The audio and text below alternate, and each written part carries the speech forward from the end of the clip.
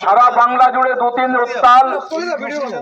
তার একটাই কারণ, সারা বাংলা জুড়ে যেভাবে 26,000 ছেলে মেয়েদের চাকরি ছিনিয়ে নিয়েছে বা বাতিল হয়েছে, আরে তার মূল কারিগর বাংলার মুখ্যমন্ত্রী মমতা বন্দ্যোপাধ্যায়। সেই কারণে সারা বাংলা জুড়ে বিক্ষোভ অবস্থান চলছে।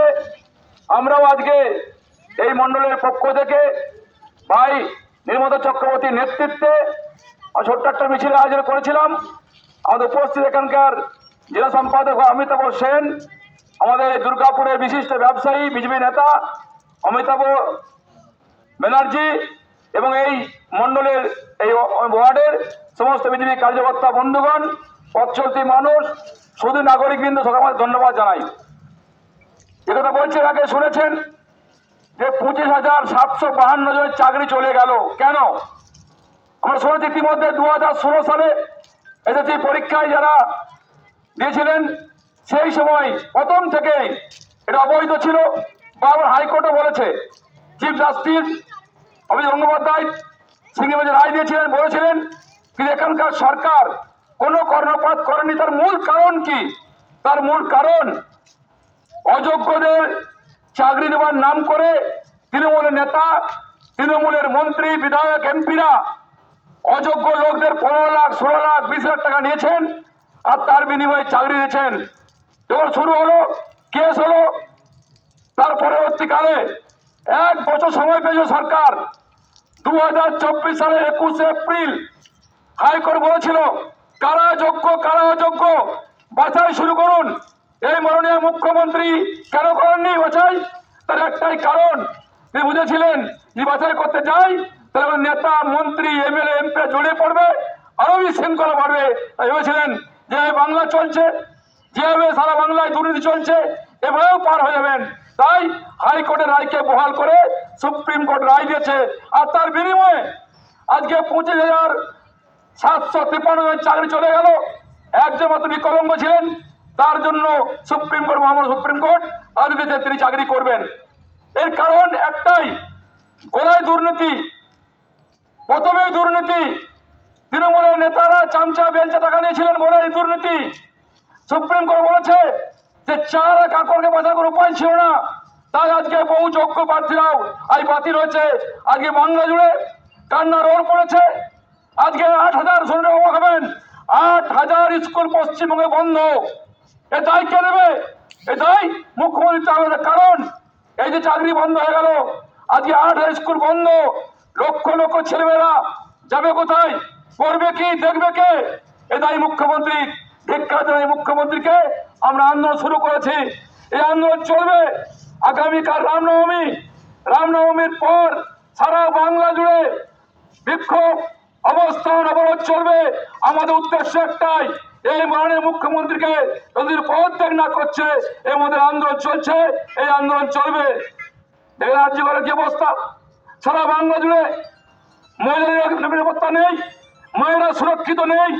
কোন ছাত্ররা স্কুল যাওয়ার পরে বাবা চিন্তা করেন আমার মেয়েটা বাড়ি ফিরবে তো, আমার মেয়েটা বাড়ি ফিরে আসবে তো। তার কারণ সারা বাংলা জুড়ে বিক্ষোভ, ধর্ষণ হচ্ছে, খুন হচ্ছে। আর খুনের বিনিময়ে আজকে বাংলাতে মাননীয় মুখ্যমন্ত্রী থাকার পরেও কোনো স্টেপ নেন না, দেখেন না, করেন না। একটাই কারণ, তার ভাইয়েরা, তার নেতারা, কর্মীরা যুক্ত। আজকে সারা দুর্গাপুর জুড়ে পুলিশের ভয়াবহ অবস্থা, মানুষ বাস করতে পারছে না। আজকে দুর্গাপুর ডিএসপি ল্যান্ড বিক্রি হচ্ছে, আজ দুর্গাপুর বোমের কারখানা হয়েছে, গুলি চলছে, কিন্তু ডাকাতি হচ্ছে। আরেক বছর ভোট পেয়ে যাওয়ার পরও ভোট হয়নি। বিভিন্ন ইস্যুতে আমরা আন্দোলন যাবো, মানুষকে আহ্বান করবো। তৃণমূল কংগ্রেসকে যে আশায় ভোট দিয়েছিলেন যে বাংলায় পরিবর্তন হলে বাংলা শিল্প হবে, বাংলার চাকরি হবে, বাংলা শান্তি ফিরবে, আমরা এলাকায় জল পাবো, বেকার জীবনে চাকরি পাবে। এই বাংলা বন্ধু শেষ। 55 লক্ষ বেকার ছেলে বাংলা ছেড়ে গুজরাট, দিল্লি কাজ করছে। আর আজকে 26,000 কারখানায় যে আমাদের স্কুল ছাত্ররা আজকে চাকরি হারালেন। এই 26,000 বাড়ির পরিবারে কি হবে? শুনলে অবাক হবেন। অনেক কাঁদছে আমার বোনেরা, ভাইয়েরা। তা কি বলছে যে আমি লোন নিয়েছিলাম, আমার লোন ইএমআই আছে, লোন শোধ করবো কি করে? বাবা মা ছেড়ে দিন, খাবার ছেড়ে দিন, ব্যাংকের লোন নিয়ে বাড়ি করেছিলেন, তাদের কি হবে? তাই কান্নার রোল চলছে। এই মাননীয় মুখ্যমন্ত্রী আসে দায় আজ কোথায় সিপিএম, কোথায় বিজেপি খালটা পাড়ার চেষ্টা করছেন? লজ্জা হয় না এই মাননীয় মুখ্যমন্ত্রীর?